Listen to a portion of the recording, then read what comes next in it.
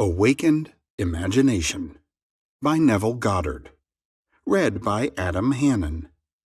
Originally published in 1954. This recording is a production of Master Key Society for the purpose of research, study, and discussion.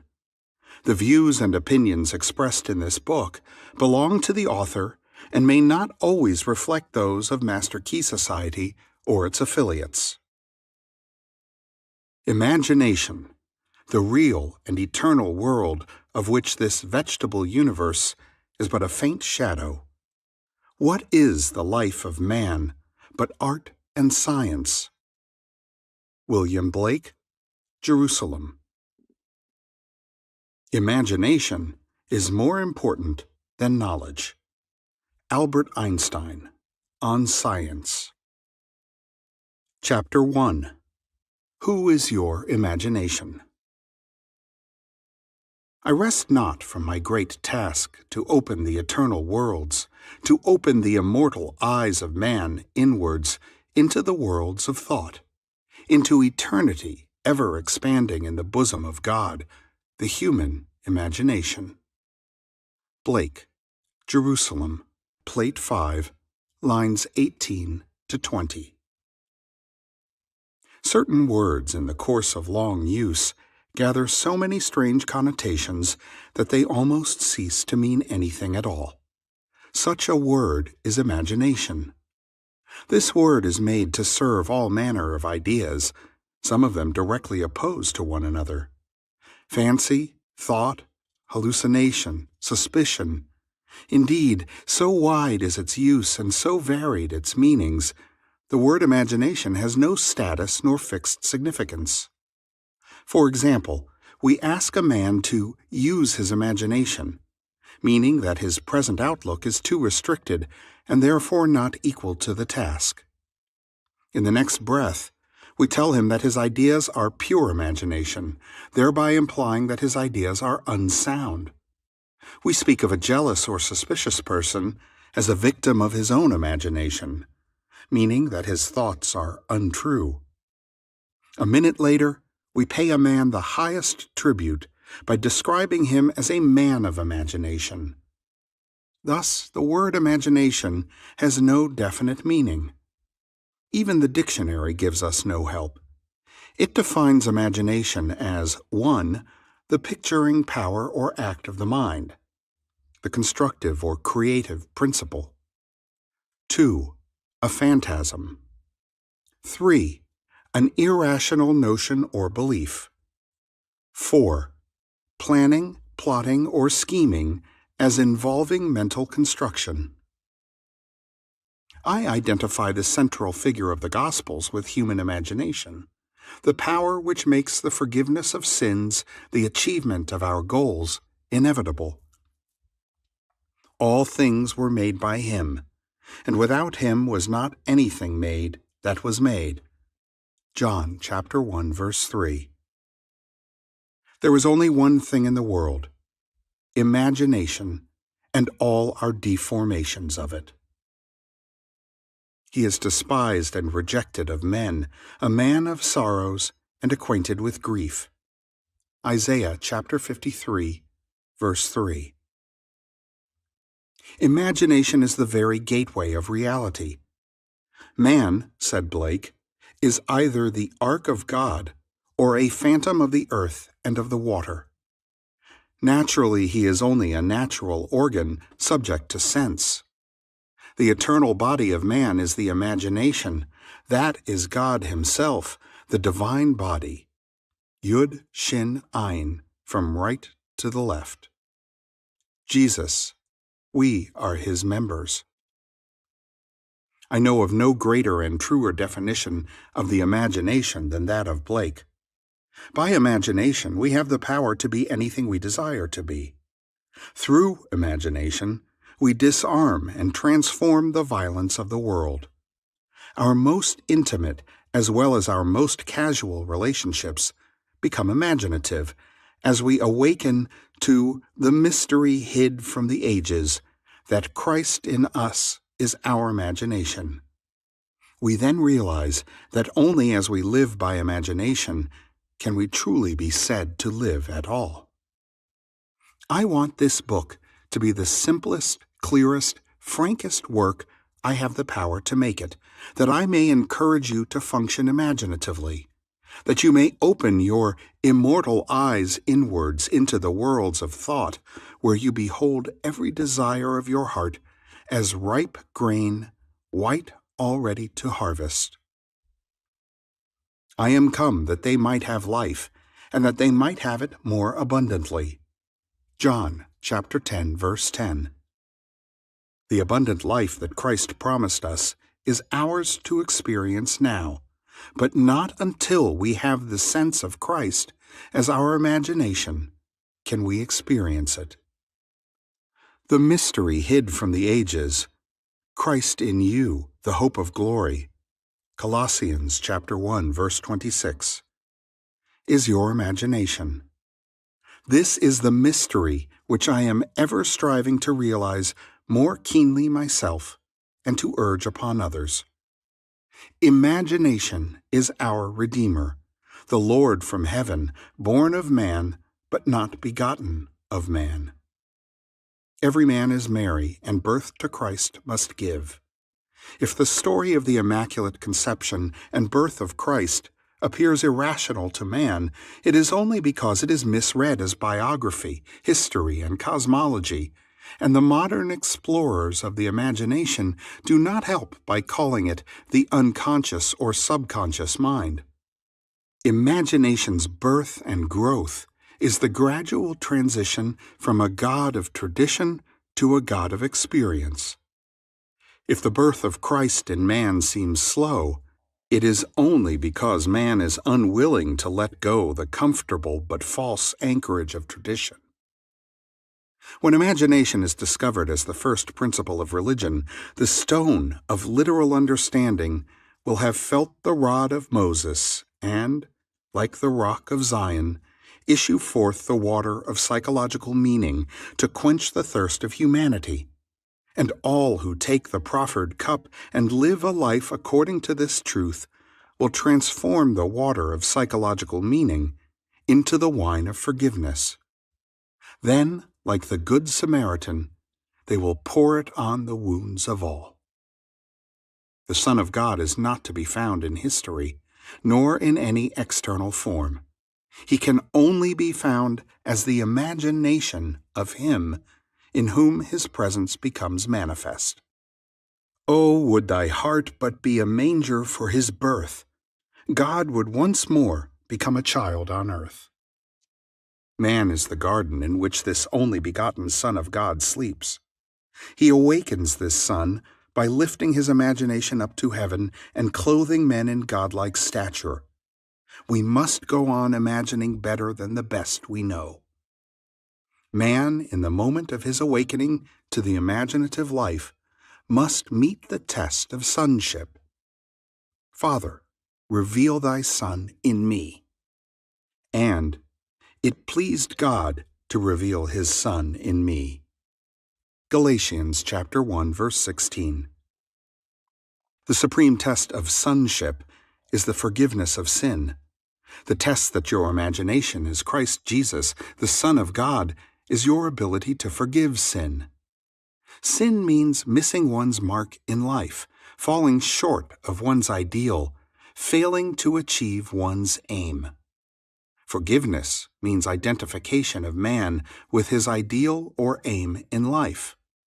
This is the work of awakened imagination, the supreme work, for it tests man's ability to enter into and partake of the nature of his opposite.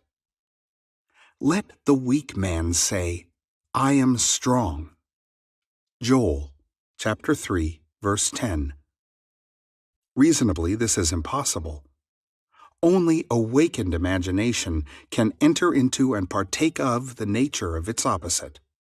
This conception of Christ Jesus as human imagination raises these fundamental questions. Is imagination a power sufficient not merely to enable me to assume that I am strong, but is it also of itself capable of executing the idea? Suppose that I desire to be in some other place or situation. Could I, by imagining myself into such a state and place, bring about their physical realization? Suppose I could not afford the journey, and suppose my present social and financial status oppose the idea that I want to realize. Would imagination be sufficient of itself to incarnate these desires? Does imagination comprehend reason? By reason, I mean deductions from the observations of the senses. Does it recognize the external world of facts? In the practical way of everyday life, is imagination a complete guide to behavior? Suppose I am capable of acting with continuous imagination. That is, suppose I am capable of sustaining the feeling of my wish fulfilled. Will my assumption harden into fact? And if it does harden into fact, shall I, on reflection, find that my actions through the period of incubation have been reasonable? Is my imagination a power sufficient not merely to assume the feeling of the wish fulfilled, but is it also of itself capable of incarnating the idea? After assuming that I am already what I want to be, must I continually guide myself by reasonable ideas and actions in order to bring about the fulfillment of my assumption? Experience has convinced me that an assumption, though false, if persisted in, will harden into fact, that continuous imagination is sufficient for all things, and all my reasonable plans and actions will never make up for my lack of continuous imagination. Is it not true that the teachings of the Gospels can only be received in terms of faith, and that the Son of God is constantly looking for signs of faith in people, that is, faith in their own imagination? Is not the promise, "Believe that ye receive, and ye shall receive," Mark chapter 11, verse 24, the same as, "Imagine that you are, and you shall be"? Was it not an imaginary state in which Moses endured as seeing him who is invisible? Hebrews chapter 11, verse 27. Was it not by the power of his own imagination that he endured? Truth depends upon the intensity of the imagination, not upon external facts. Facts are the fruit bearing witness of the use or misuse of the imagination. Man becomes what he imagines. He has a self-determined history. Imagination is the way, the truth, the life revealed. We cannot get hold of truth with the logical mind. Where the natural man of sense sees a bud, imagination sees a rose full-blown. Truth cannot be encompassed by facts. As we awaken to the imaginative life, we discover that to imagine a thing is to make it so, that a true judgment need not conform to the external reality to which it relates. The imaginative man does not deny the reality of the sensuous outer world, of becoming, but he knows that it is the inner world of continuous imagination that is the force by which the sensuous outer world of becoming is brought to pass. He sees the outer world and all its happenings as projections of the inner world of imagination. To him, everything is a manifestation of the mental activity which goes on in man's imagination, without the sensuous, reasonable man being aware of it. But he realizes that every man must become conscious of this inner activity and see the relationship between the inner causal world of imagination and the sensuous outer world of effects. It is a marvelous thing to find that you can imagine yourself into the state of your fulfilled desire and escape from the jails which ignorance built. The real man is a magnificent imagination. It is this self that must be awakened. Awake thou that sleepest, and arise from the dead, and Christ shall give thee light. Ephesians chapter 5, verse 14. The moment man discovers that his imagination is Christ, he accomplishes acts which on this level can only be called miraculous. But until man has the sense of Christ as his imagination, "You did not choose me, I have chosen you." John chapter 15, verse 16. He will see everything in pure objectivity without any subjective relationship. Not realizing that all that he encounters is part of himself, he rebels at the thought that he has chosen the conditions of his life, that they are related by affinity to his own mental activity. Man must firmly come to believe that reality lies within him and not without. Although others have bodies, a life of their own, their reality is rooted in you, ends in you, as yours ends in God. Chapter 2. Sealed Instructions. The first power that meets us at the threshold of the soul's domain is the power of imagination. Dr. Franz Hartmann. I was first made conscious of the power, nature, and redemptive function of imagination through the teachings of my friend Abdullah, and through subsequent experiences I learned that Jesus was a symbol of the coming of imagination to man, that the test of his birth in man was the individual's ability to forgive sin, that is, his ability to identify himself or another with his aim in life. Without the identification of man with his aim, the forgiveness of sin is an impossibility, and only the Son of God can forgive sin. Therefore, man's ability to identify himself with his aim, though reason and his senses deny it, is proof of the birth of Christ in him. To passively surrender to appearances and bow before the evidence of facts is to confess that Christ is not yet born in you.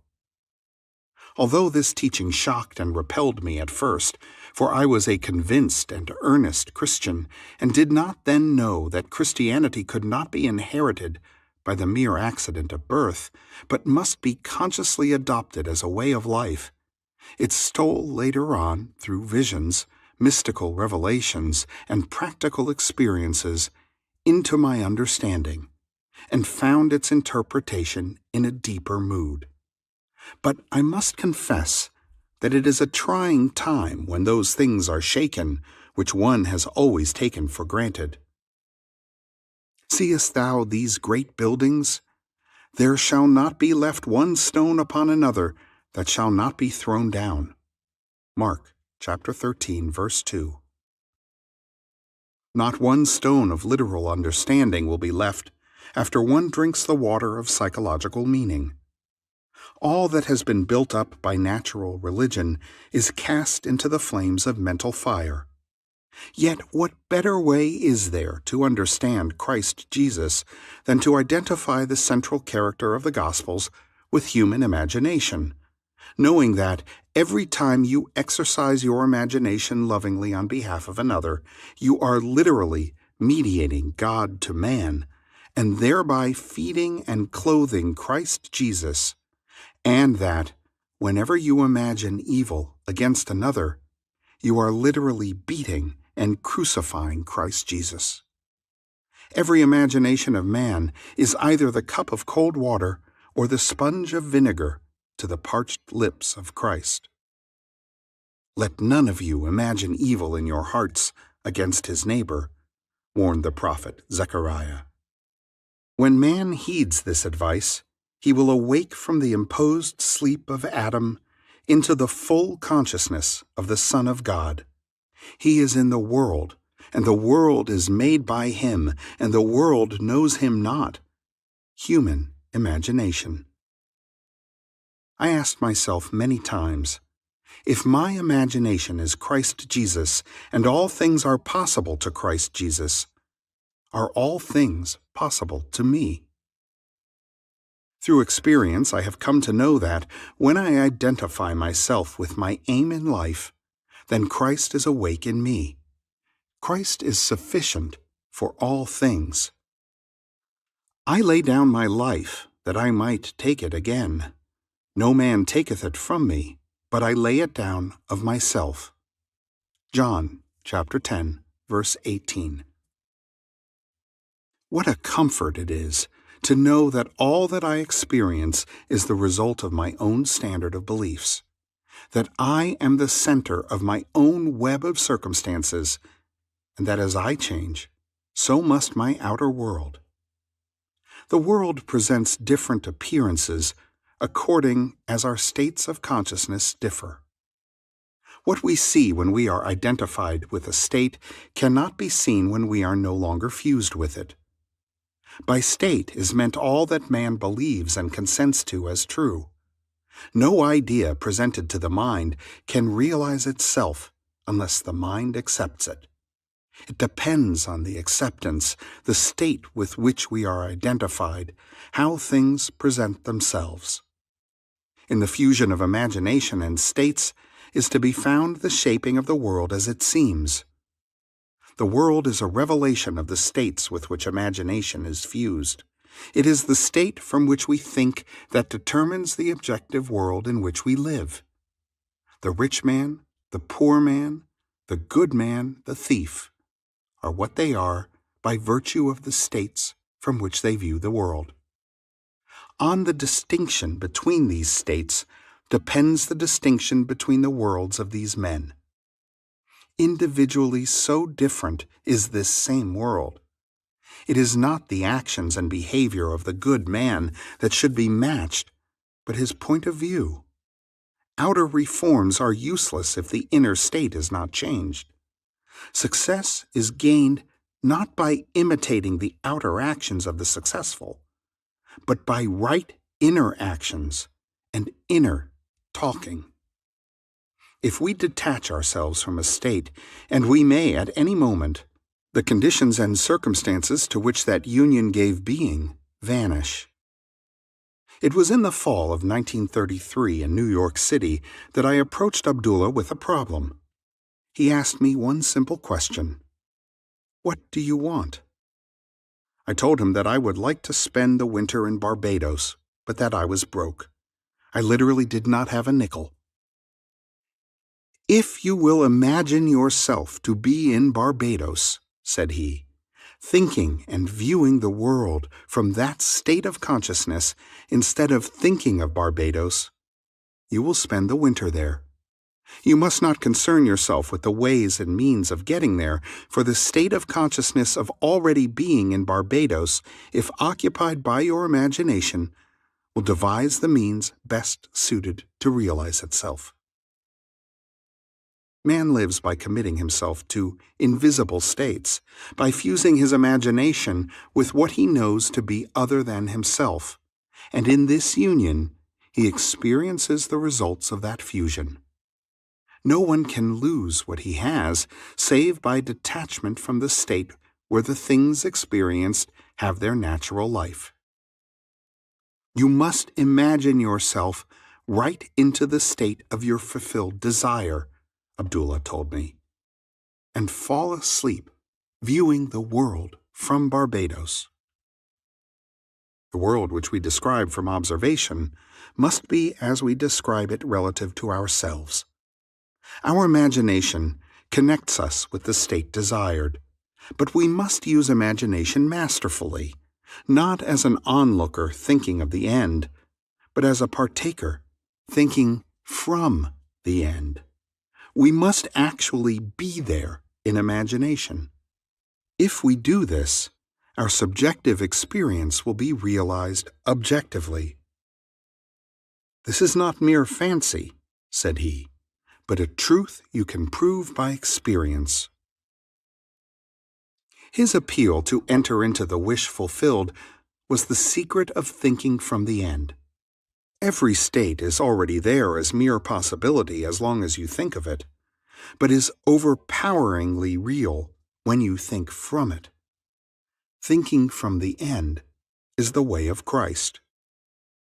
I began right there and then, fixing my thoughts beyond the limits of sense, beyond that aspect to which my present state gave being, towards the feeling of already being in Barbados, and viewing the world from that standpoint.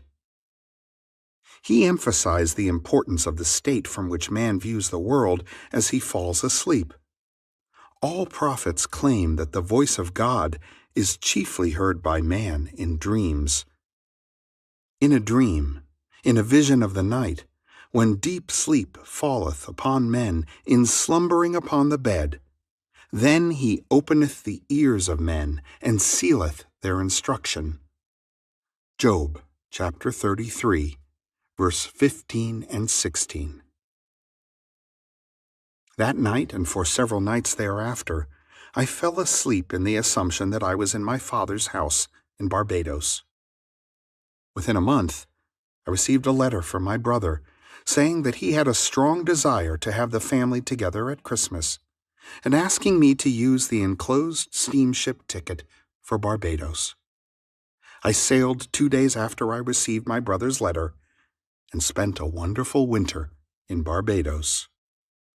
This experience has convinced me that man can be anything he pleases if he will make the conception habitual and think from the end. It has also shown me that I can no longer excuse myself by placing the blame on the world of external things, that my good and my evil have no dependency except from myself, that it depends on the state from which I view the world, how things present themselves. Man, who is free in his choice, acts from conceptions which he freely, though not always wisely, chooses. All conceivable states are awaiting our choice and occupancy, but no amount of rationalizing will of itself yield us the state of consciousness which is the only thing worth having. The imaginative image is the only thing to seek. The ultimate purpose of imagination is to create in us the Spirit of Jesus, which is continual forgiveness of sin, continual identification of man with his ideal. Only by identifying ourselves with our aim can we forgive ourselves for having missed it. All else is labor in vain.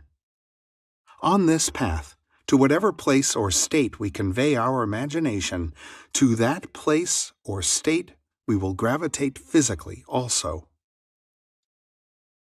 In my Father's house are many mansions. If it were not so, I would have told you. I go to prepare a place for you. And if I go and prepare a place for you, I will come again and receive you unto myself, that where I am, there ye may be also. John chapter 14, verse 2.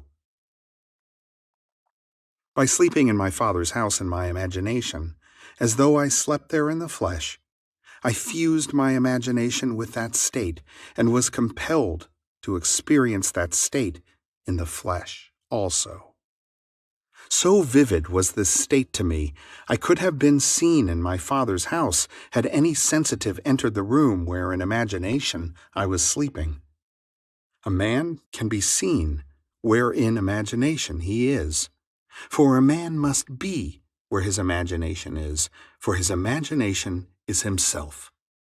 This I know from experience, for I have been seen by a few to whom I desired to be seen, when physically I was hundreds of miles away. I, by the intensity of my imagination and feeling, imagining and feeling myself to be in Barbados, instead of merely thinking of Barbados, had spanned the vast Atlantic to influence my brother into desiring my presence to complete the family circle at Christmas. Thinking from the end, from the feeling of my wish fulfilled, was the source of everything that happened as outer cause, such as my brother's impulse to send me a steamship ticket.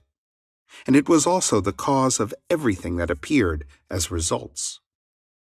In Ideas of Good and Evil, page 35, W.B. Yeats, having described a few experiences similar to this experience of mine, writes, "If all who have described events like this have not dreamed, We should rewrite our histories, for all men, certainly all imaginative men, must be forever casting forth enchantments, glamour, illusions, and all men, especially tranquil men who have no powerful, egotistic life, must be continually passing under their power.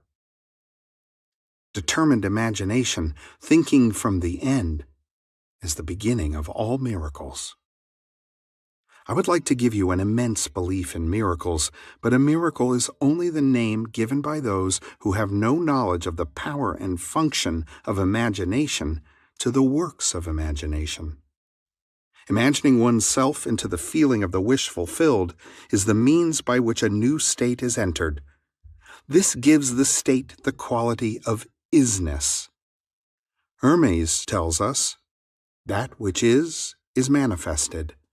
That which has been or shall be is unmanifested, but not dead, for soul, the eternal activity of God, animates all things." The future must become the present in the imagination of the one who would wisely and consciously create circumstances. We must translate vision into being, thinking of into thinking from. Imagination must center itself in some state and view the world from that state. Thinking from the end is an intense perception of the world of fulfilled desire. Thinking from the state desired is creative living. Ignorance of this ability to think from the end is bondage. It is the root of all bondage with which man is bound. To passively surrender to the evidence of the senses underestimates the capacities of the inner self. Once man accepts thinking from the end as a creative principle in which he can cooperate, then he is redeemed from the absurdity of ever attempting to achieve his objective by merely thinking of it. Construct all ends according to the pattern of fulfilled desire.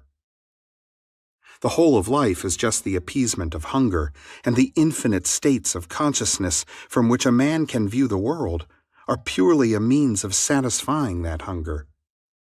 The principle upon which each state is organized is some form of hunger to lift the passion for self-gratification to ever higher and higher levels of experience. Desire is the mainspring of the mental machinery. It is a blessed thing.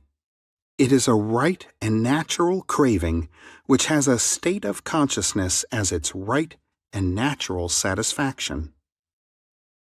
But one thing I do, forgetting the things which are behind and stretching forward to the things which are before, I press on toward the goal.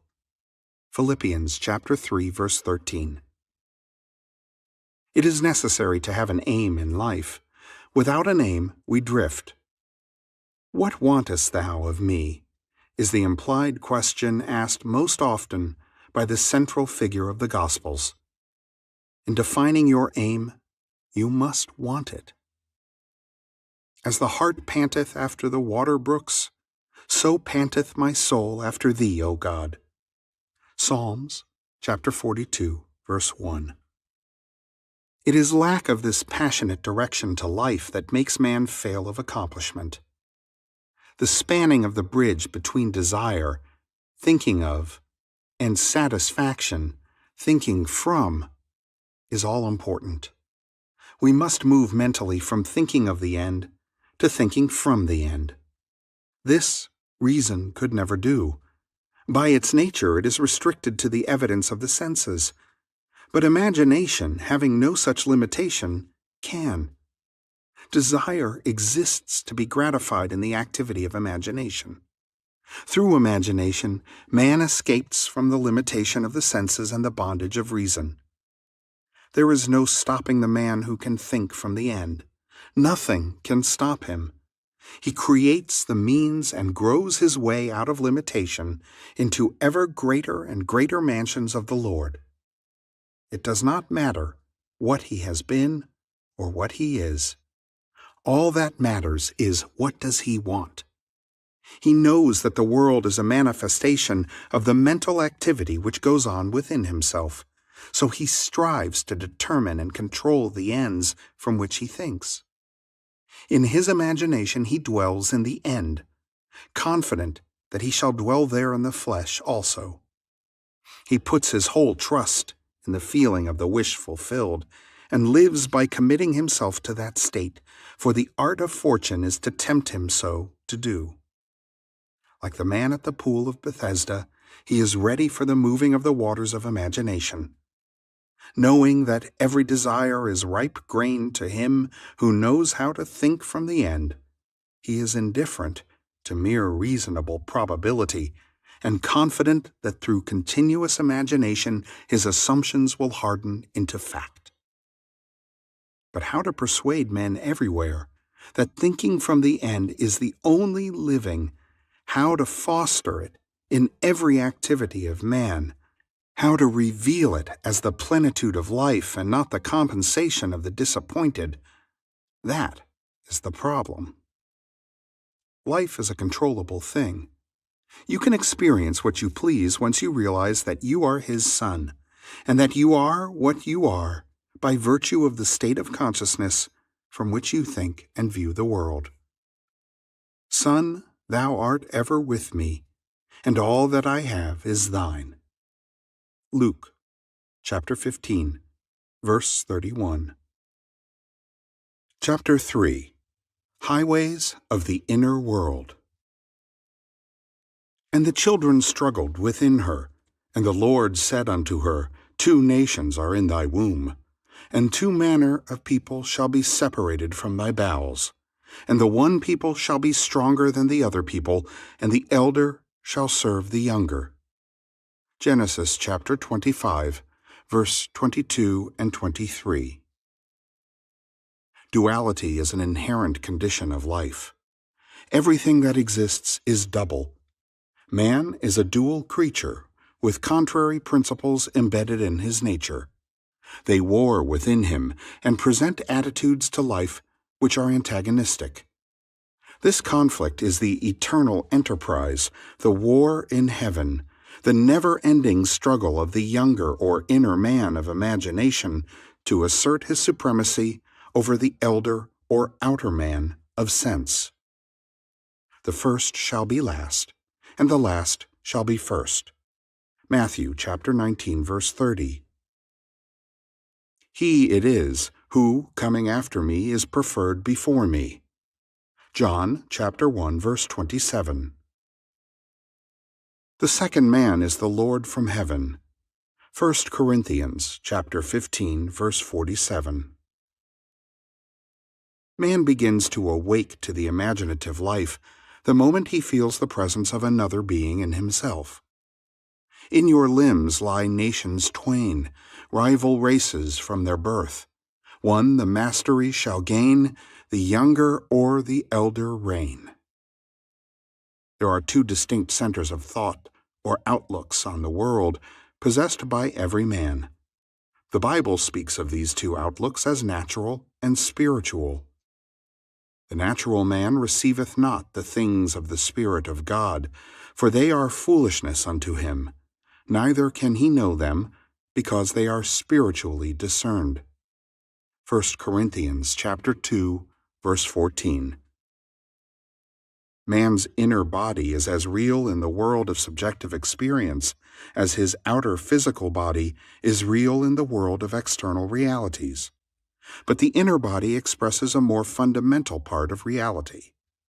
This existing inner body of man must be consciously exercised and directed. The inner world of thought and feeling to which the inner body is attuned has its real structure and exists in its own higher space. There are two kinds of movement, one that is according to the inner body, and another that is according to the outer body. The movement which is according to the inner body is causal, but the outer movement is under compulsion. The inner movement determines the outer which is joined to it, bringing into the outer a movement that is similar to the actions of the inner body. Inner movement is the force by which all events are brought to pass. Outer movement is subject to the compulsion applied to it by the movement of the inner body. Whenever the actions of the inner body match the actions which the outer must take to appease desire, that desire will be realized. Construct mentally a drama which implies that your desire is realized, and make it one which involves movement of self. Immobilize your outer physical self. Act precisely as though you were going to take a nap, and start the predetermined action in imagination. A vivid representation of the action is the beginning of that action. Then, as you are falling asleep, consciously imagine yourself into the scene. The length of the sleep is not important. A short nap is sufficient, but carrying the action into sleep thickens fancy into fact. At first, your thoughts may be like rambling sheep that have no shepherd. Don't despair. Should your attention stray 70 times 7, bring it back 70 times 7 to its predetermined course until from sheer exhaustion it follows the appointed path. The inner journey must never be without direction. When you take to the inner road, it is to do what you did mentally before you started. You go for the prize you have already seen and accepted. In The Road to Xanadu, page 103, Professor John Livingston Lowes says, "But I have long had the feeling, which this study had matured to a conviction, that fancy and imagination are not two powers at all, but one. The valid distinction which exists between them lies not in the materials with which they operate, but in the degree of intensity of the operant power itself. Working at high tension, the imaginative energy assimilates and transmutes. Keyed low, the same energy aggregates and yokes together those images which at its highest pitch it merges indissolubly into one. Fancy assembles. Imagination fuses." Here is a practical application of this theory. A year ago, a blind girl living in the city of San Francisco found herself confronted with a transportation problem. A rerouting of buses forced her to make 3 transfers between her home and her office. This lengthened her trip from 15 minutes to 2 hours and 15 minutes. She thought seriously about this problem and came to the decision that a car was the solution. She knew that she could not drive a car, but felt that she could be driven in one. Putting this theory to the test that, whenever the actions of the inner self correspond to the actions which the outer physical self must take to appease desire, that desire will be realized, she said to herself, "I will sit here and imagine that I am being driven to my office." Sitting in her living room, she began to imagine herself seated in a car. She felt the rhythm of the motor. She imagined that she smelled the odor of gasoline, felt the motion of the car, touched the sleeve of the driver, and felt that the driver was a man. She felt the car stop, and turning to her companion said, "Thank you very much, sir." To which he replied, "The pleasure is all mine." Then she stepped from the car and heard the door snap shut as she closed it. She told me that she centered her imagination on being in a car and, although blind, viewed the city from her imaginary ride. She did not think of the ride. She thought from the ride and all that it implied. This controlled and subjectively directed purposive ride raised her imagination to its full potency. She kept her purpose ever before her, knowing there was cohesion and purposive inner movement. In these mental journeys, an emotional continuity must be sustained, the emotion of fulfilled desire. Expectancy and desire were so intensely joined that they passed at once from a mental state into a physical act. The inner self moves along the predetermined course best when the emotions collaborate.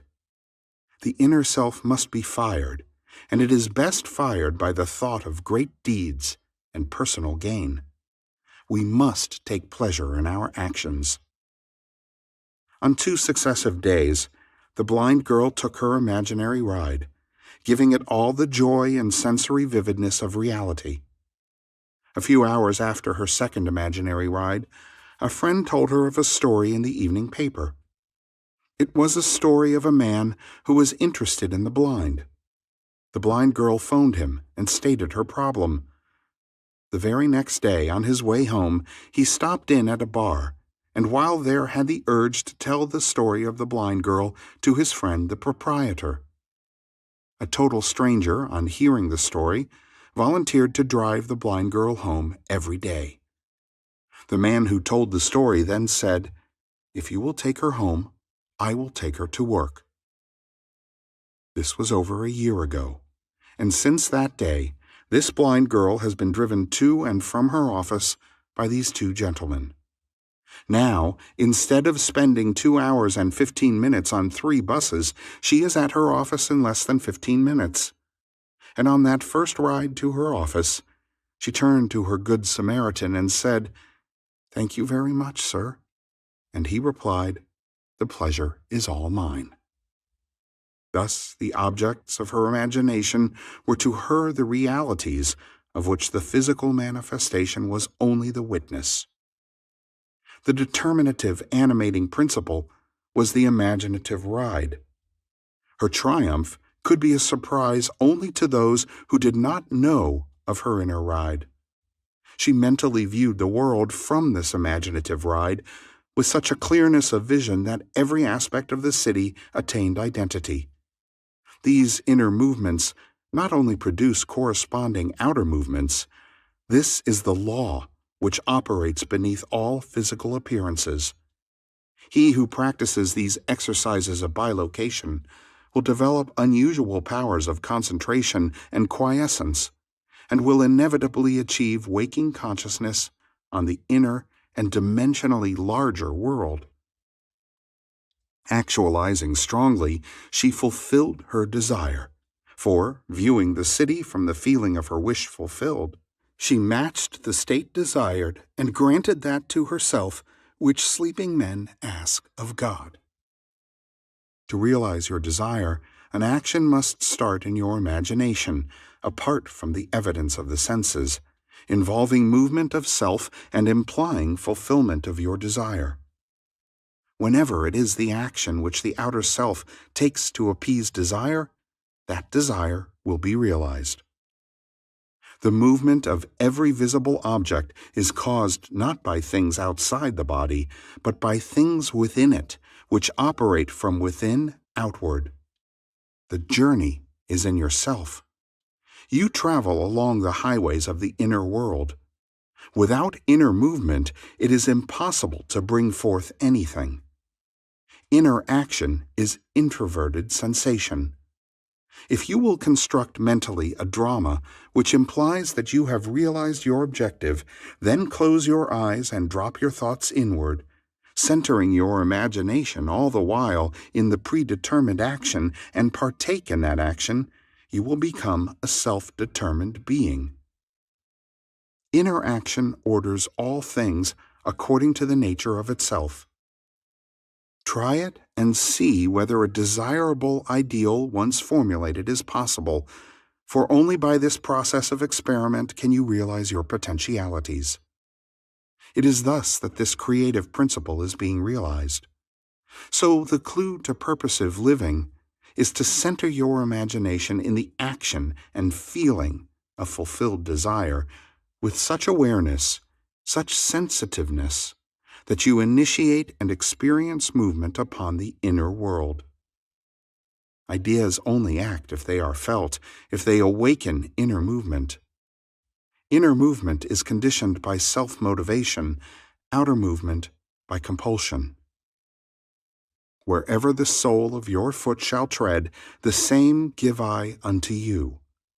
Joshua chapter 1, verse 3. And remember, the Lord thy God in the midst of thee is mighty. Zephaniah chapter 3, verse 17. Chapter 4. The Pruning Shears of Revision.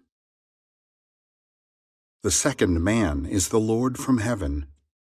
1 Corinthians chapter 15, verse 47. Never will he say caterpillars. He'll say, "There's a lot of butterflies as is to be on our cabbages, Prue." He won't say, "It's winter." He'll say, "Summer's sleeping." And there's no bud little enough nor sad-colored enough for Kester not to call in it the beginnings of the blow. Mary Webb, Precious Bane. The very first act of correction or cure is always revise. One must start with oneself. It is one's attitude that must be changed. What we are, that only can we see. Emerson. It is a most healthy and productive exercise to daily relive the day as you wish you had lived it, revising the scenes to make them conform to your ideals. For instance, suppose today's mail brought disappointing news. Revise the letter. Mentally rewrite it and make it conform to the news you wish you had received. Then, in imagination, read the revised letter over and over again. This is the essence of revision, and revision results in repeal. The one requisite is to arouse your attention in a way and to such intensity that you become wholly absorbed in the revised action. You will experience an expansion and refinement of the senses by this imaginative exercise, and eventually achieve vision. But always remember that the ultimate purpose of this exercise is to create in you the Spirit of Jesus, which is continual forgiveness of sin. Revision is of greatest importance when the motive is to change oneself, when there is a sincere desire to be something different, when the longing is to awaken the ideal active spirit of forgiveness. Without imagination, man remains a being of sin. Man either goes forward to imagination or remains imprisoned in his senses. To go forward to imagination is to forgive. Forgiveness is the life of the imagination. The art of living is the art of forgiving. Forgiveness is, in fact, experiencing in imagination the revised version of the day, experiencing in imagination what you wish you had experienced in the flesh. Every time one really forgives, that is, every time one relives the event as it should have been lived, one is born again. "Father, forgive them," is not the plea that comes once a year, but the opportunity that comes every day. The idea of forgiving is a daily possibility, and if it is sincerely done, it will lift man to higher and higher levels of being. He will experience a daily Easter, and Easter is the idea of rising transformed. And that should be almost a continuous process. Freedom and forgiveness are indissolubly linked. Not to forgive is to be at war with ourselves, for we are freed according to our capacity to forgive. Forgive, and you shall be forgiven. Luke chapter 6, verse 37. Forgive not merely from a sense of duty or service. Forgive because you want to. Thy ways are ways of pleasantness, and all thy paths are peace. Proverbs chapter 3, verse 17. You must take pleasure in revision. You can forgive others effectively only when you have a sincere desire to identify them with their ideal. Duty has no momentum. Forgiveness is a matter of deliberately withdrawing attention from the unrevised day and giving it full strength and joyously to the revised day. If a man begins to revise even a little of the vexations and troubles of the day, then he begins to work practically on himself. Every revision is a victory over himself, and therefore a victory over his enemy. A man's foes are those of his own household. Matthew chapter 10, verse 36. And his household is his state of mind. He changes his future as he revises his day. When man practices the art of forgiveness, of revision, However factual the scene on which sight then rests, he revises it with his imagination and gazes on one never before witnessed. The magnitude of the change which any act of revision involves makes such change appear wholly improbable to the realist, the unimaginative man. But the radical changes in the fortunes of the prodigal were all produced by a change of heart. The battle man fights is fought out in his own imagination. The man who does not revise the day has lost the vision of that life, into the likeness of which it is the true labor of the Spirit of Jesus to transform this life. All things whatsoever ye would that men should do to you, even so do ye to them, for this is the law. Matthew chapter 7, verse 12. Here is the way an artist friend forgave herself and was set free from pain, annoyance, and unfriendliness. Knowing that nothing but forgetfulness and forgiveness will bring us to new values, she cast herself upon her imagination and escaped from the prison of her senses. She writes, "Thursday I taught all day in the art school. Only one small thing marred the day. Coming into my afternoon classroom, I discovered the janitor had left all the chairs on top of the desks after cleaning the floor. As I lifted a chair down, it slipped from my grasp and struck me a sharp blow on the instep of my right foot.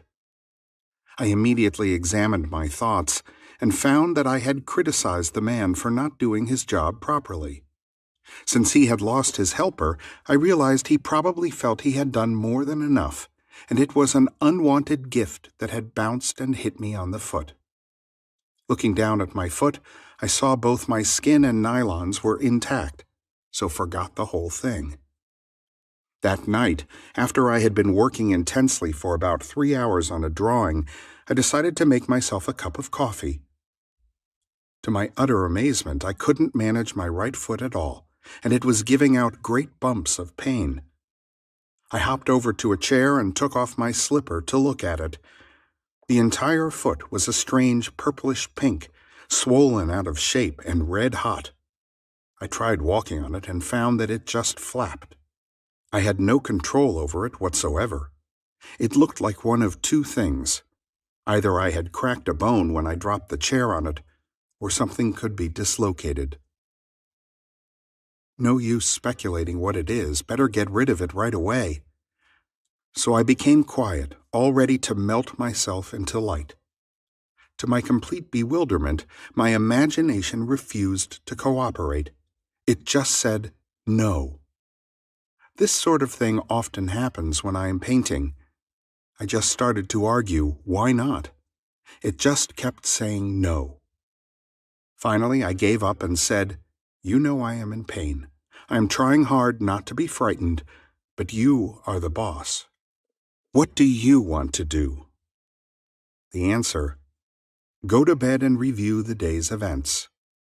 So I said, "All right, but let me tell you, if my foot isn't perfect by tomorrow morning, you have only yourself to blame." After arranging the bedclothes so they didn't touch my foot, I started to review the day. It was slow going, as I had difficulty keeping my attention away from my foot. I went through the whole day, saw nothing to add to the chair incident, but when I reached the early evening, I found myself coming face to face with a man who, for the past year, has made a point of not speaking. The first time this happened, I thought he had grown deaf. I had known him since school days, but we had never done more than say hello and comment on the weather. Mutual friends assured me I had done nothing, that he had said he never liked me, and finally decided it was not worthwhile speaking.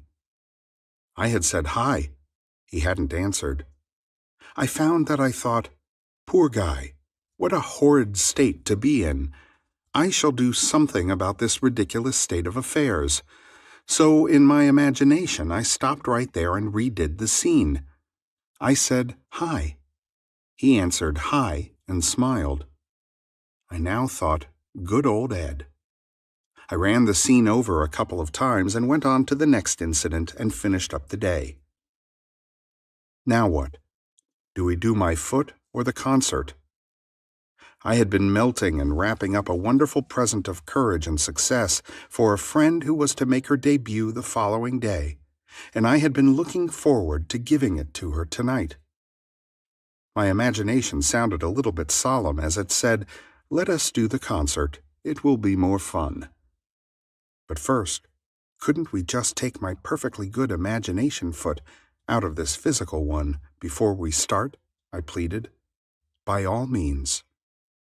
That done, I had a lovely time at the concert, and my friend got a tremendous ovation. By now I was very, very sleepy and fell asleep doing my project. The next morning, as I was putting on my slipper, I suddenly had a quick memory picture of withdrawing a discolored and swollen foot from the same slipper. I took my foot out and looked at it. It was perfectly normal in every respect. There was a tiny pink spot on the instep where I remembered I had hit it with the chair. What a vivid dream that was, I thought, and dressed.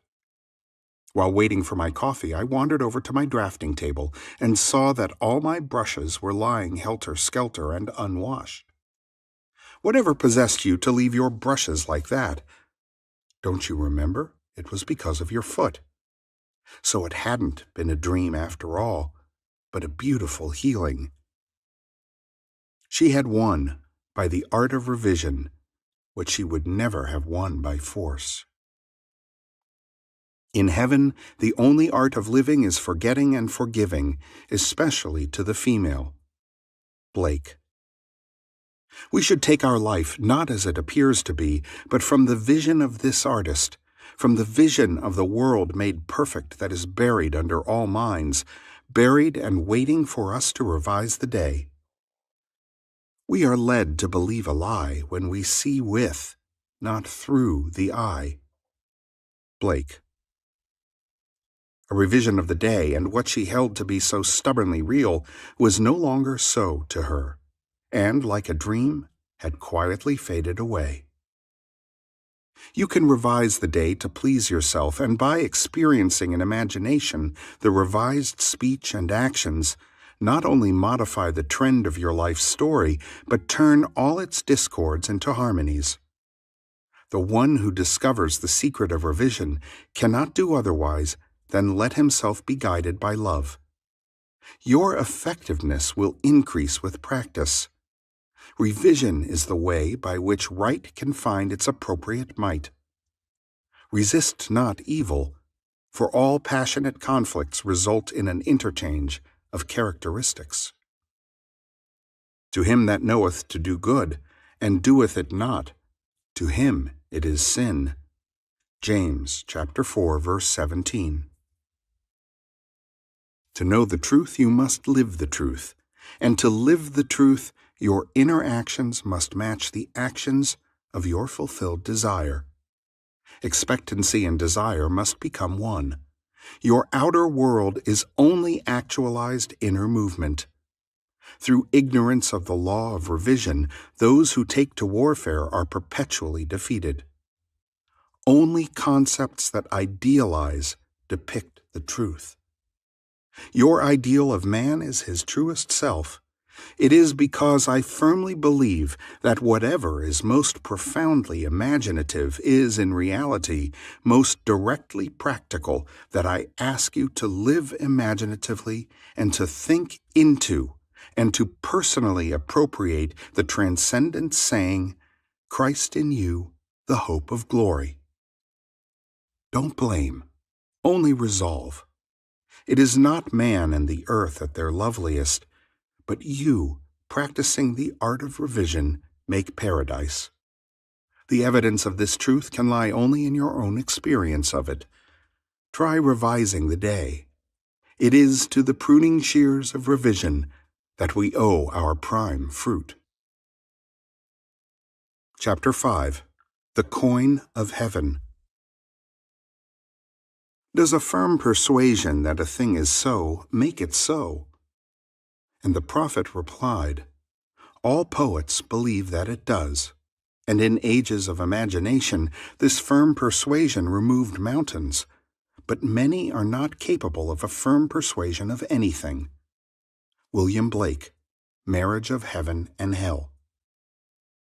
Let every man be fully persuaded in his own mind. Romans chapter 14, verse 5. Persuasion is an inner effort of intense attention.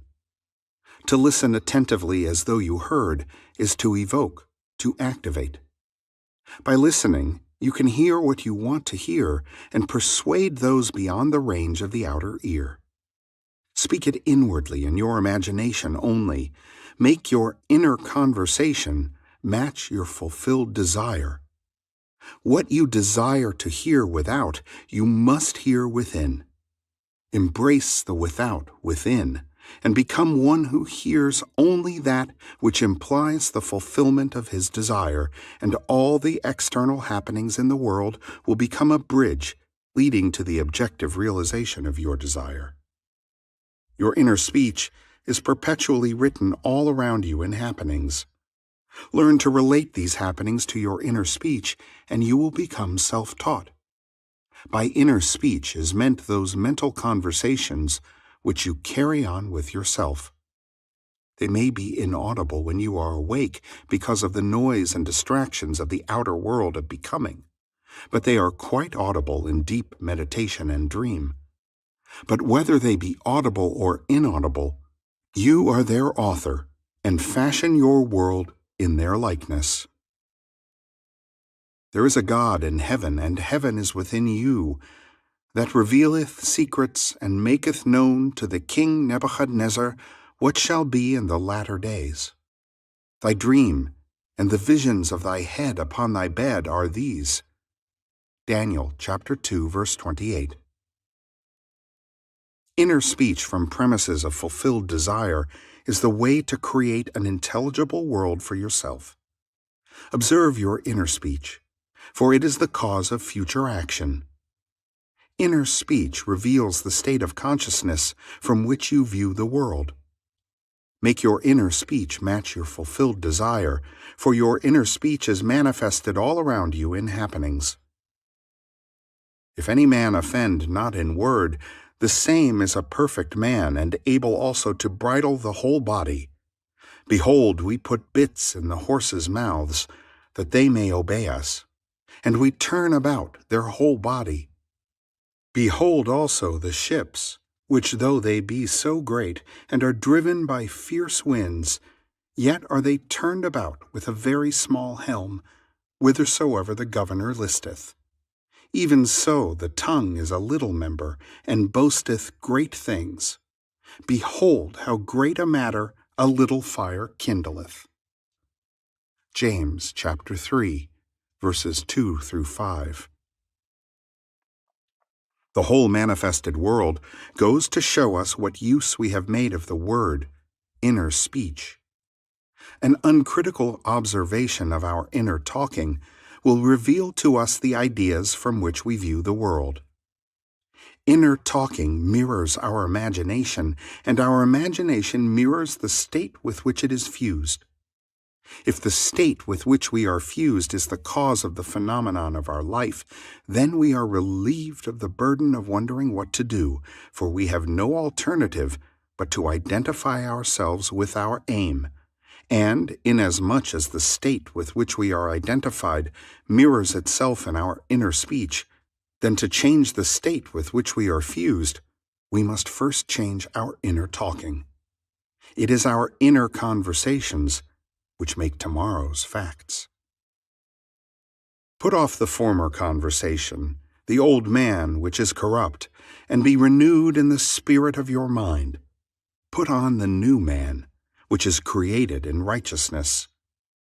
Ephesians chapter 4, verses 22 through 24.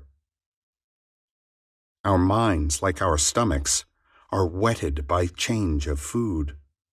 Quintilian. Stop all of the old mechanical negative inner talking and start a new positive and constructive inner speech from premises of fulfilled desire. Inner talking is the beginning, the sowing of the seeds of future action. To determine the action, you must consciously initiate and control your inner talking. Construct a sentence which implies the fulfillment of your aim, such as, I have a large, steady, dependable income consistent with integrity and mutual benefit. Or, I am happily married. I am wanted. I am contributing to the good of the world.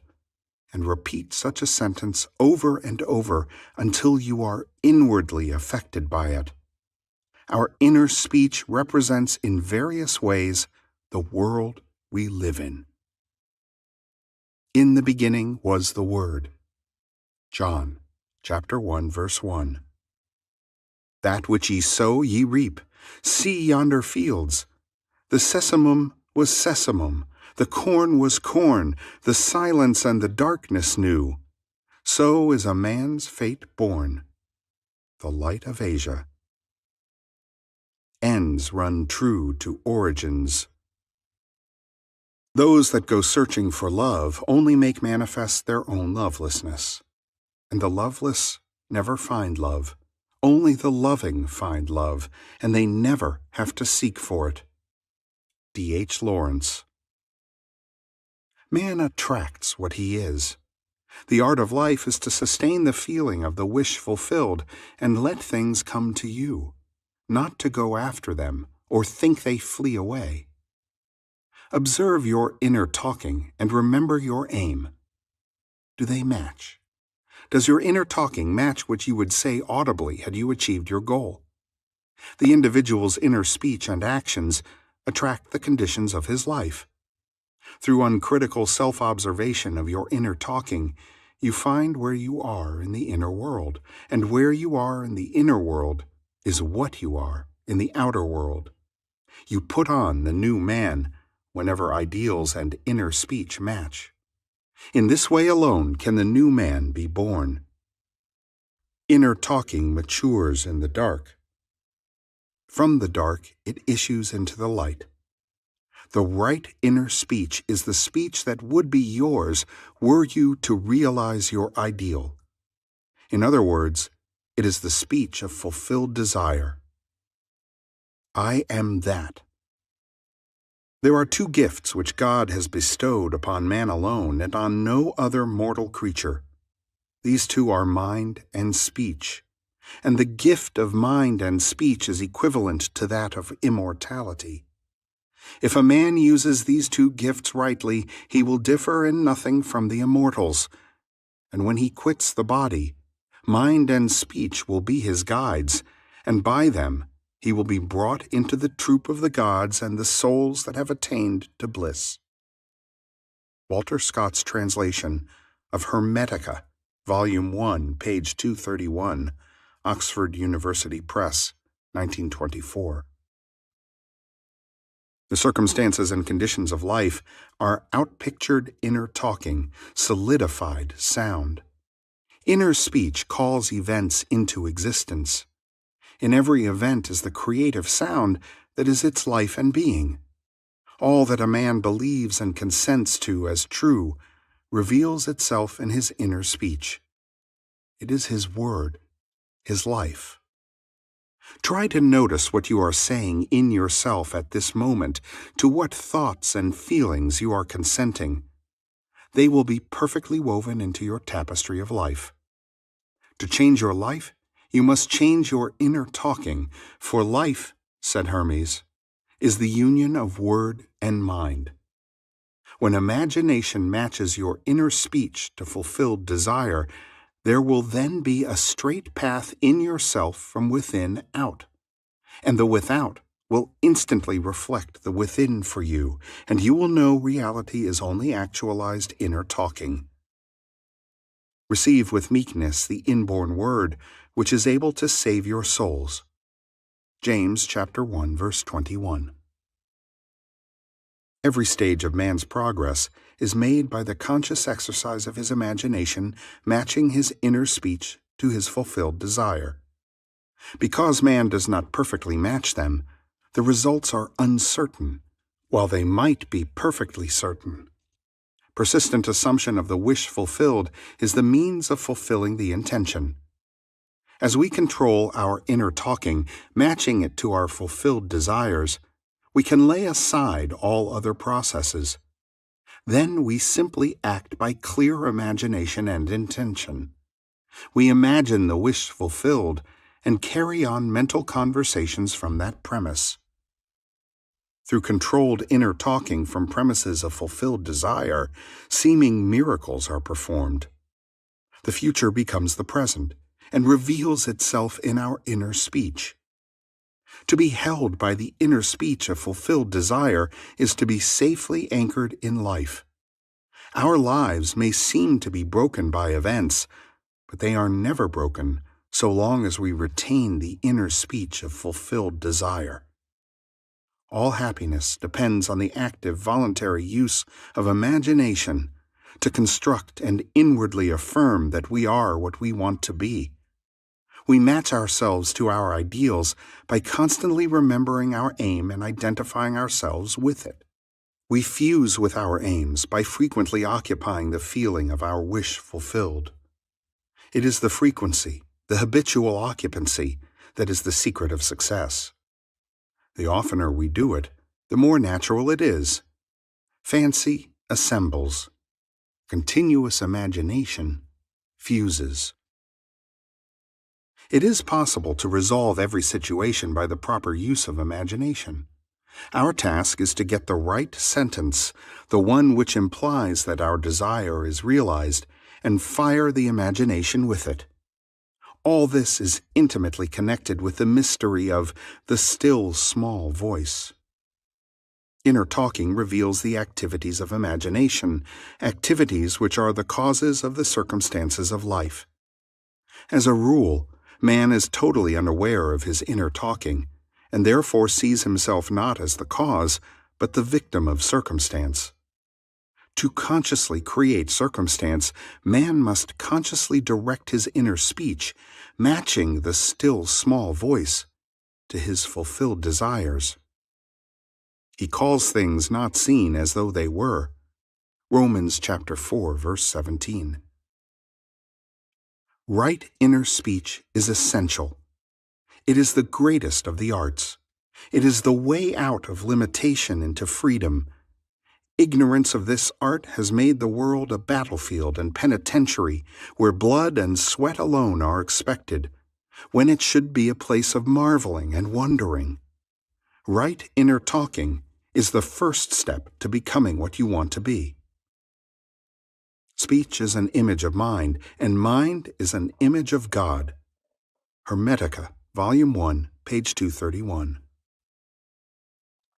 On the morning of April 12, 1953, my wife was awakened by the sound of a great voice of authority speaking within her and saying, "You must stop spending your thoughts, time, and money. Everything in life must be an investment." To spend is to waste, to squander, to lay out without return. To invest is to lay out for a purpose from which a profit is expected. This revelation of my wife is about the importance of the moment. It is about the transformation of the moment. What we desire does not lie in the future, but in ourselves at this very moment. At any moment in our lives, we are faced with an infinite choice: what we are and what we want to be. And what we want to be is already existent, but to realize it, we must match our inner speech and actions to it. If two of you shall agree on earth as touching anything that they shall ask, it shall be done for them of my Father which is in heaven. Matthew chapter 18, verse 19. It is only what is done now that counts. The present moment does not recede into the past. It advances into the future to confront us, spent or invested. Thought is the coin of heaven. Money is its earthly symbol. Every moment must be invested, and our inner talking reveals whether we are spending or investing. Be more interested in what you are inwardly saying now than what you have said, by choosing wisely what you think and what you feel now. Any time we feel misunderstood, misused, neglected, suspicious, afraid, we are spending our thoughts and wasting our time.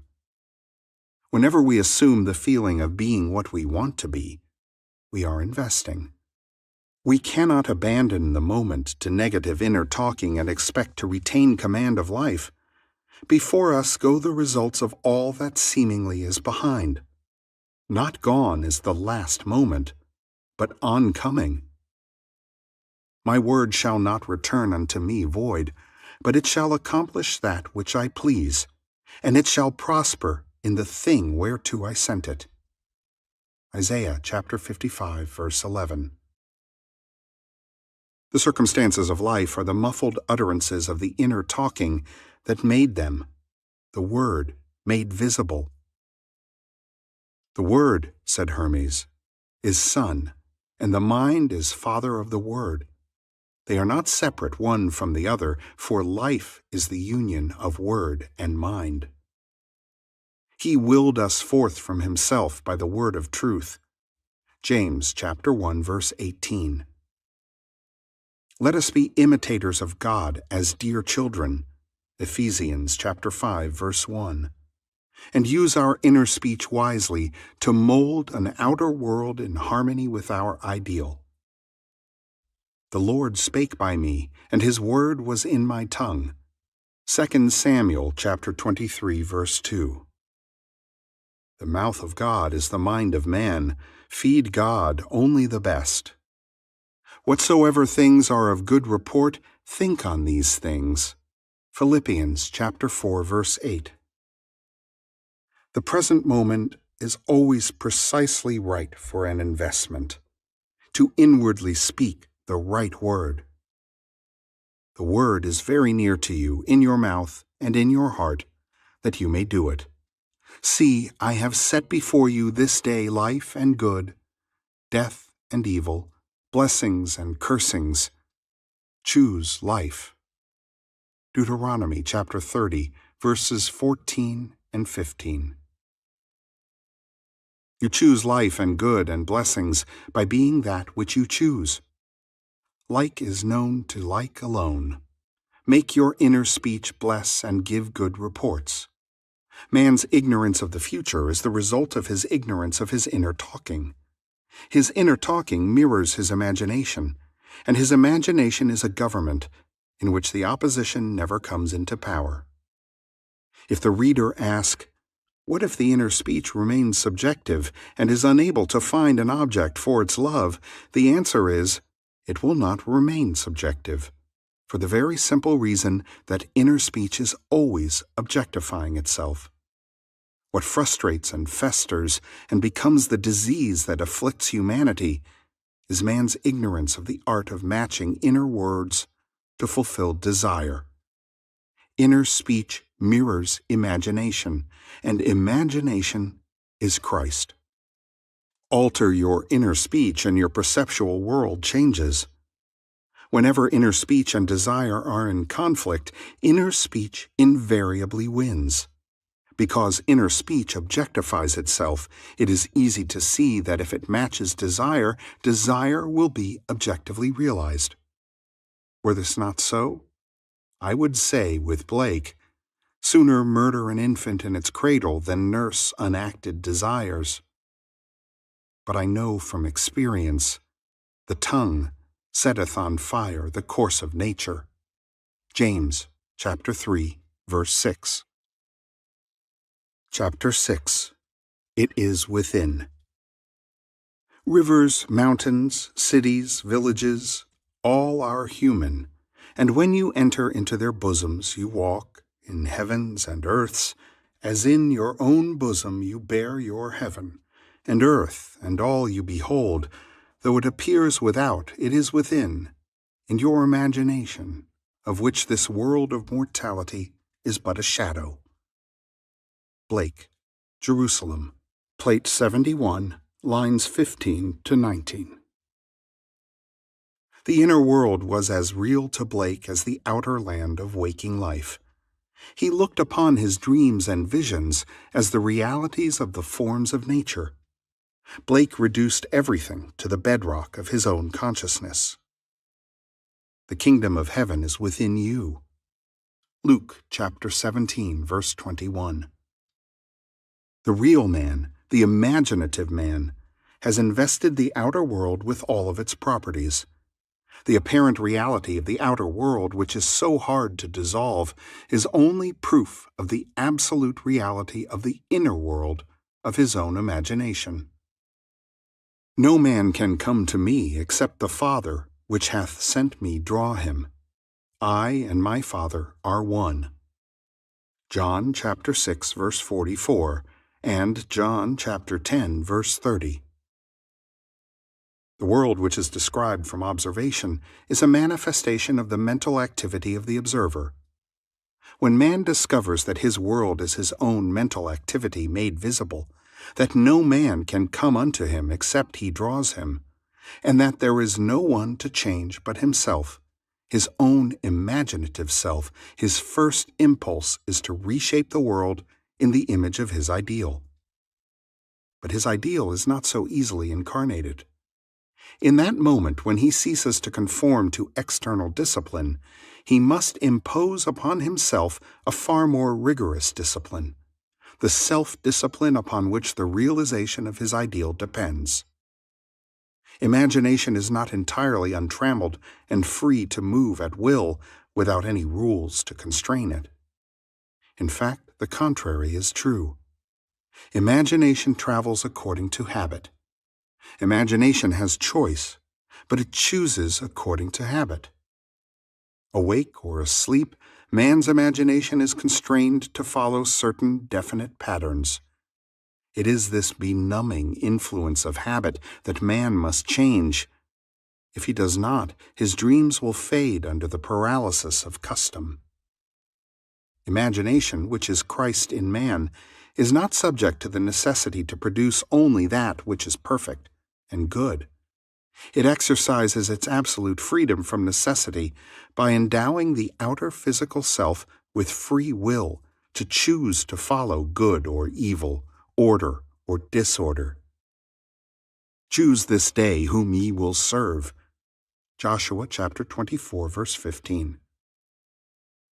But after the choice is made and accepted so that it forms the individual's habitual consciousness, then imagination manifests its infinite power and wisdom by molding the outer sensuous world of becoming in the image of the habitual inner speech and actions of the individual. To realize his ideal, man must first change the pattern which his imagination has followed. Habitual thought is indicative of character. The way to change the outer world is to make the inner speech and action match the outer speech and action of fulfilled desire. Our ideals are waiting to be incarnated, but unless we ourselves match our inner speech and action to the speech and action of fulfilled desire, they are incapable of birth. Inner speech and action are the channels of God's action. He cannot respond to our prayer unless these paths are offered. The outer behavior of man is mechanical. It is subject to the compulsion applied to it by the behavior of the inner self, and old habits of the inner self hang on till replaced by new ones. It is a peculiar property of the second or inner man that he gives to the outer self something similar to his own reality of being. Any change in the behavior of the inner self will result in corresponding outer changes. The mystic calls a change of consciousness death. By death he means not the destruction of imagination and the state with which it was fused, but the dissolution of their union. Fusion is union rather than oneness. Thus the conditions to which that union gave being vanish. I die daily, said Paul to the Corinthians. Blake said to his friend Crabb Robinson, there is nothing like death. Death is the best thing that can happen in life, but most people die so late and take such an unmerciful time in dying. God knows their neighbors never see them rise from the dead. To the outer man of sense, who knows nothing of the inner man of being, this is sheer nonsense. But Blake made the above quite clear when he wrote in the year before he died, William Blake, one who was very much delighted with being in good company. Born 28th November 1757 in London, and has died several times since. When man has the sense of Christ as his imagination, he sees why Christ must die and rise again from the dead to save man, why he must detach his imagination from his present state and match it to a higher concept of himself if he would rise above his present limitations and thereby save himself. Here is a lovely story of a mystical death which was witnessed by a neighbor. "Last week," writes the one who rose from the dead, "a friend offered me her home in the mountains for the Christmas holidays, as she thought she might go east. She said that she would let me know this week. We had a very pleasant conversation, and I mentioned you and your teaching in connection with a discussion of Dunn's Experiment with Time, which she had been reading. Her letter arrived Monday. As I picked it up, I had a sudden sense of depression. However, when I read it, she said I could have the house and told me where to get the keys. Instead of being cheerful, I grew still more depressed, so much so I decided there must have been something between the lines which I was getting intuitively. I unfolded the letter and read the first page through, and as I turned to the second page, I noticed she had written a postscript on the back of the first sheet. It consisted of an extremely blunt and heavy-handed description of an unlovely trait in my character which I had struggled for years to overcome, and for the past 2 years I thought I had succeeded. Yet here it was again, described with clinical exactitude. I was stunned and desolated. I thought to myself, what is this letter trying to tell me?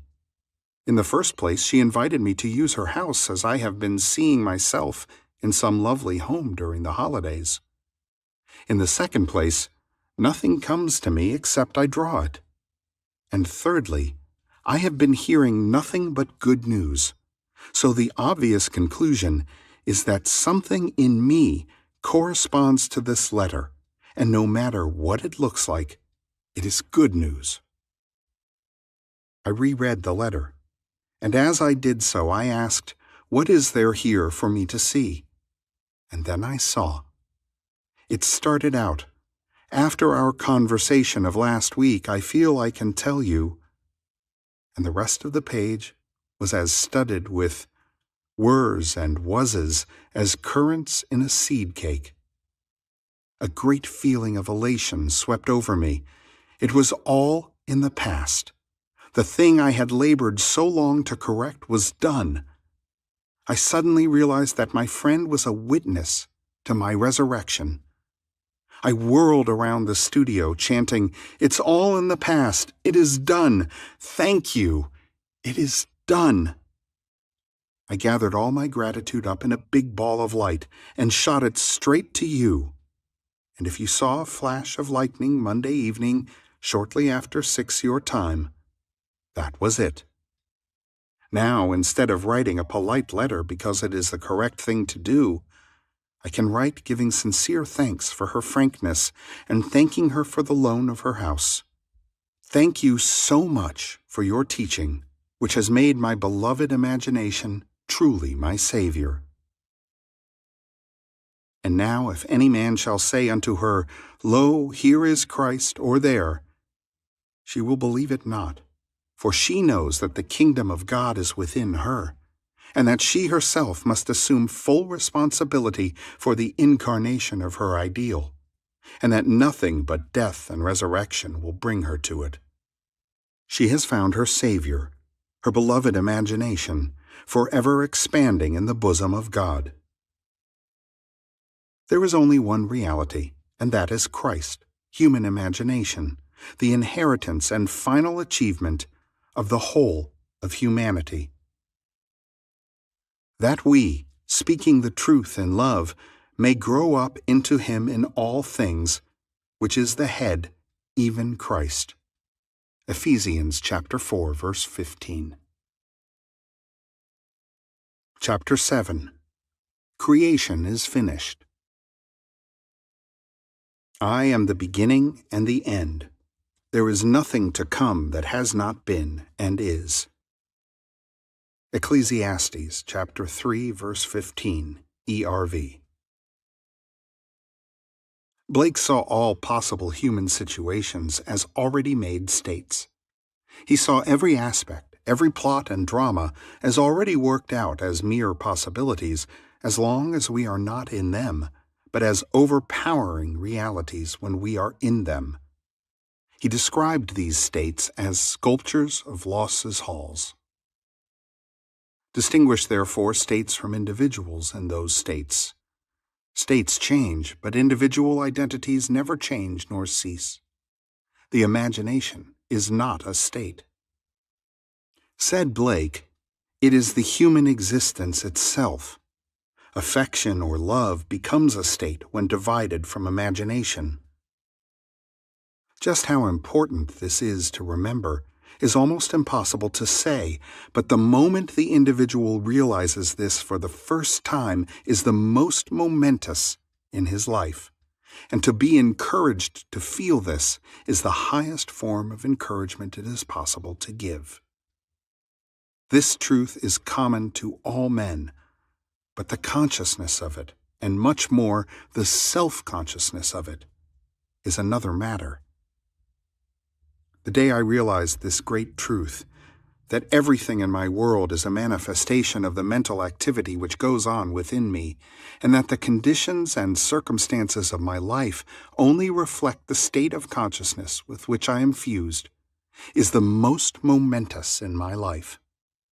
But the experience that brought me to this certainty is so remote from ordinary existence, I have long hesitated to tell it, for my reason refused to admit the conclusions to which the experience impelled me. Nevertheless, this experience revealed to me that I am supreme within the circle of my own state of consciousness, and that it is the state with which I am identified that determines what I experience.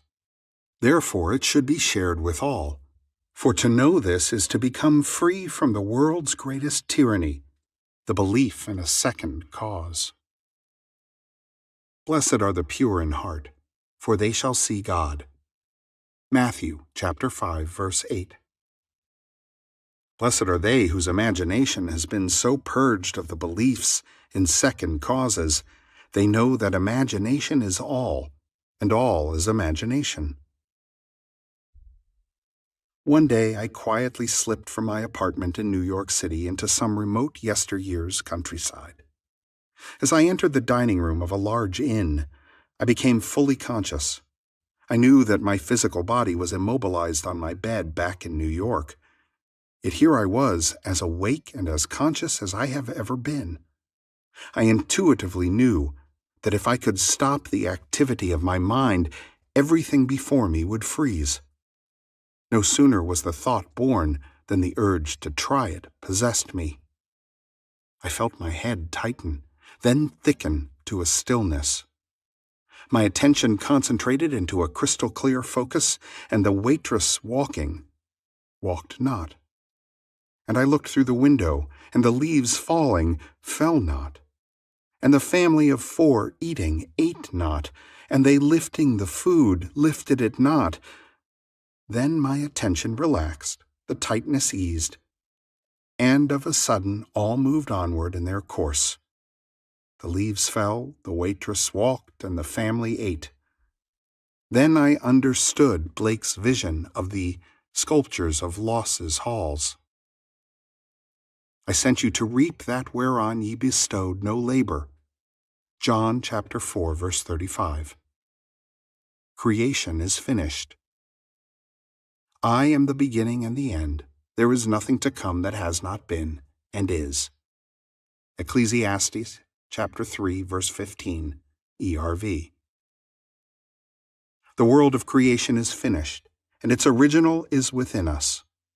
We saw it before we set forth, and have since been trying to remember it and to activate sections of it. There are infinite views of it. Our task is to get the right view, and by determined direction of our attention, make it pass in procession before the inner eye. If we assemble the right sequence and experience it in imagination until it has the tone of reality, then we consciously create circumstances. This inner procession is the activity of imagination that must be consciously directed. We, by a series of mental transformations, become aware of increasing portions of that which already is. And by matching our own mental activity to that portion of creation which we desire to experience, we activate it, resurrect it, and give it life. This experience of mine not only shows the world as a manifestation of the mental activity of the individual observer, but it also reveals our course of time as jumps of attention between eternal moments. An infinite abyss separates any two moments of ours. We, by the movements of our attention, give life to the sculptures of losses halls. Think of the world as containing an infinite number of states of consciousness from which it could be viewed. Think of these states as rooms or mansions in the house of God, and like the rooms of any house, they are fixed relative to one another. But think of yourself, the real self, the imaginative you, as the living, moving occupant of God's house. Each room contains some of Losse's sculptures, with infinite plots and dramas and situations already worked out, but not activated. They are activated as soon as human imagination enters and fuses with them. Each represents certain mental and emotional activities. To enter a state, man must consent to the ideas and feelings which it represents. These states represent an infinite number of possible mental transformations which man can experience. To move into another state or mansion necessitates a change of beliefs. All that you could ever desire is already present and only waits to be matched by your beliefs. But it must be matched, for that is the necessary condition by which alone it can be activated and objectified. Matching the beliefs of a state is the seeking that finds, the knocking to which it is opened, the asking that receives. Go in and possess the land. The moment man matches the beliefs of any state, he fuses with it, and this union results in the activation and projection of its plots, plans, dramas, and situations. It becomes the individual's home, from which he views the world.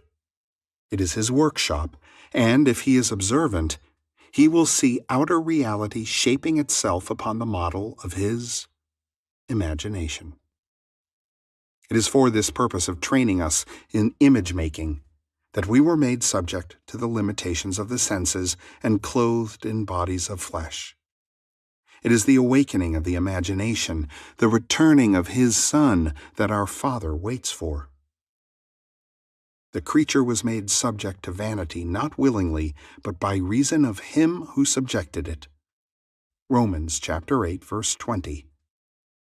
But the victory of the Son, the return of the prodigal, assures us that the creature shall be delivered from the bondage of corruption into the glorious liberty of the sons of God. Romans chapter 8, verse 21. We were subjected to this biological experience because no one can know of imagination who has not been subjected to the vanities and limitations of the flesh, who has not taken his share of sonship and gone prodigal, who has not experimented and tasted this cup of experience. And confusion will continue until man awakes and a fundamentally imaginative view of life has been reestablished and acknowledged as basic. I should preach the unsearchable riches of Christ and make all men see what is the fellowship of the mystery, which from the beginning of the world has been hid in God, who created all things by Jesus Christ. Ephesians chapter 3, verse 9. Bear in mind that Christ in you is your imagination. As the appearance of our world is determined by the particular state with which we are fused, so may we determine our fate as individuals by fusing our imaginations with ideals we seek to realize. On the distinction between our states of consciousness depends the distinction between the circumstances and conditions of our lives. Man who is free in his choice of state often cries out to be saved from the state of his choice. And ye shall cry out in that day, because of your king which ye shall have chosen you. And the Lord will not hear you in that day. Nevertheless, the people refused to obey the voice of Samuel, and they said, Nay, but we will have a king over us. 1 Samuel chapter 8, verse 18 and 19. Choose wisely the state that you will serve. All states are lifeless until imagination fuses with them. All things, when they are admitted, are made manifest by the light. For everything that is made manifest is light. Ephesians chapter 5, verse 13. And ye are the light of the world. Matthew chapter 5, verse 14. By which those ideas to which you have consented are made manifest. Hold fast to your ideal. Nothing can take it from you but your imagination. Don't think of your ideal, think from it. It is only the ideals from which you think that are ever realized. Man lives not by bread alone, but by every word that proceeds out of the mouth of God. Matthew chapter 4, verse 4. And the mouth of God is the mind of man. Become a drinker and an eater of the ideals you wish to realize.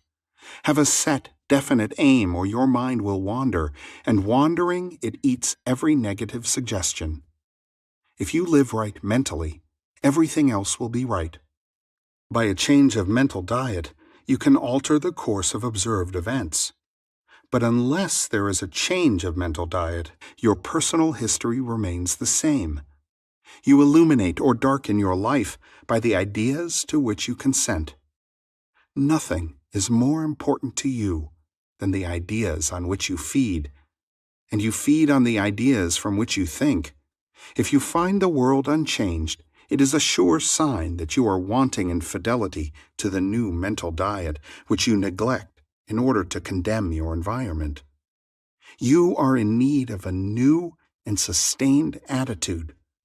You can be anything you please if you will make the conception habitual, for any idea which excludes all others from the field of attention discharges inaction. The ideas and moods to which you constantly return define the state with which you are fused. Therefore, train yourself to occupy more frequently the feeling of your wish fulfilled. This is creative magic. It is the way to work toward fusion with the desired state. If you would assume the feeling of your wish fulfilled more frequently, you would be master of your fate. But unfortunately, you shut out your assumption for all but the occasional hour. Practice making real to yourself the feeling of the wish fulfilled. After you have assumed the feeling of the wish fulfilled, do not close the experience as you would a book, but carry it around like a fragrant odor. Instead of being completely forgotten, let it remain in the atmosphere, communicating its influence automatically to your actions and reactions. A mood, often repeated, gains a momentum that is hard to break or check. So be careful of the feelings you entertain. Habitual moods reveal the state with which you are fused. It is always possible to pass from thinking of the end you desire to realize to thinking from the end. But the crucial matter is thinking from the end, for thinking from means unification or fusion with the idea, whereas in thinking of the end, there is always subject and object, the thinking individual and the thing thought. You must imagine yourself into the state of your wish fulfilled, in your love for that state, and in so doing, live and think from it and no more of it. You pass from thinking of to thinking from by centering your imagination in the feeling of the wish fulfilled. Chapter 8. The Apple of God's Eye. What think ye of the Christ? Whose son is he? Matthew chapter 22, verse 41. When this question is asked of you, let your answer be, Christ is my imagination. And though I see not yet all things put under him, Hebrews chapter 2, verse 8, yet I know that I am Mary, from whom sooner or later he shall be born, and eventually do all things through Christ. The birth of Christ is the awakening of the inner or second man. It is becoming conscious of the mental activity within oneself, which activity continues whether we are conscious of it or not. The birth of Christ does not bring any person from a distance or make anything to be that was not there before. It is the unveiling of the Son of God in man. The Lord cometh in clouds is the prophet's description of the pulsating rings of golden liquid light on the head of him in whom he awakes. The coming is from within and not from without, as Christ is in us. This great mystery, God was manifest in the flesh, begins with Advent, and it is appropriate that the cleansing of the temple, which temple ye are, 1 Corinthians chapter 3, verse 17, stands in the forefront of the Christian mysteries. The kingdom of heaven is within you, Luke chapter 17, verse 21. Advent is unveiling the mystery of your being. If you will practice the art of revision by a life lived according to the wise, imaginative use of your inner speech and inner actions, in confidence that by the conscious use of the power that worketh in us, Christ will awake in you. If you believe it, trust it, act upon it, Christ will awaken you. This is Advent. Great is the mystery. God was manifest in the flesh. 1 Timothy chapter 3, verse 16. From Advent on, he that toucheth you toucheth the apple of God's eye. Zechariah chapter 2, verse 8. I hope that you've enjoyed this presentation, and please remember to subscribe to receive notifications of upcoming recordings. This recording is a production of the Master Key Society. The video and audio is copyright 2023, Master Key Society.